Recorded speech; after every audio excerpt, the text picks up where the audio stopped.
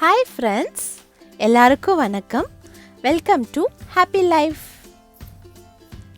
இன்னைக்கு நம்ம பார்க்க போகிற ரெசிபி ஃப்ளேவர்ட் யோகர்ட். நான் 3 ஃப்ளேவரில் ட்ரை பண்ணியிருக்கேன். Mango yoghurt, strawberry and banana chocolate. இது இந்த வெயிலுக்கு ரொம்ப நல்லாயிருக்கும். ரொம்ப சிம்பிளாகவும் செய்யலாம். எப்படி செய்கிறதுன்னு பார்க்கலாம் வாங்க. ஃபர்ஸ்ட் இப்போ நம்ம பார்க்க போகிறது மேங்கோ யோகர்ட்.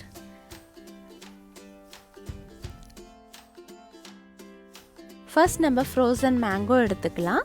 அப்படி ஃப்ரோசன் மேங்கோ நம்மக்கிட்ட இல்லைன்னா நம்ம நார்மல் மாம்பழத்தை கட் பண்ணி மேலே ஃப்ரீசரில் ஒரு 15லேருந்து அரை மணி நேரம் வச்சு எடுத்துக்கோங்க.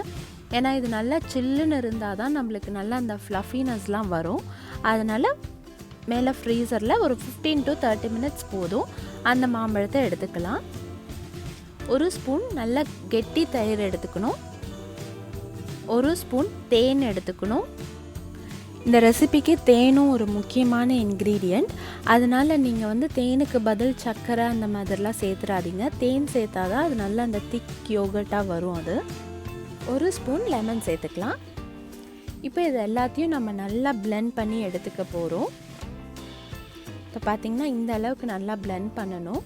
அது ஒரு 2லேருந்து 3 நிமிஷம் நல்லா நீங்கள் கிரைண்ட் பண்ணிங்கன்னா இந்த மாதிரி வரும். ஸோ இதை நான் ஒரு கண்டெய்னரில் ட்ரான்ஸ்ஃபர் பண்ணிடுறேன். இப்போ அடுத்தது நம்ம சாக்லேட் பனானா ஃப்ளேவர்ட் யோகர்ட் எப்படி செய்கிறதுன்னு பார்க்கலாம். சும்மா ஃப்ரோசன் வாழைப்பழம் எடுத்துக்கலாம்.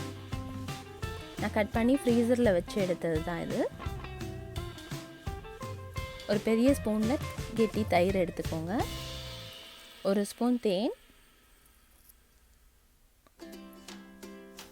ஒரு ஸ்பூன் கொக்கோ பவுடர், அப்புறம் கொஞ்சம் வெனிலா எக்ஸ்ட்ராக்ட். இப்போ இது எல்லாத்தையும் நம்ம பிளெண்ட் பண்ணி எடுத்துக்க போகிறோம். பார்த்திங்கன்னா இந்த மாதிரி வந்திருக்கு. இதை ஒரு கண்டெய்னரில் ட்ரான்ஸ்ஃபர் பண்ணிடலாம்.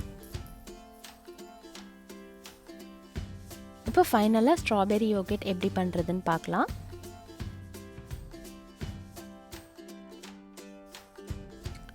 ஃப்ரோசன் ஸ்ட்ராபெரி,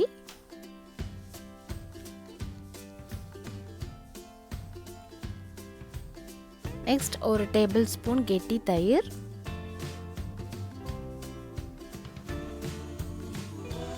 ஒரு ஸ்பூன் தேன்,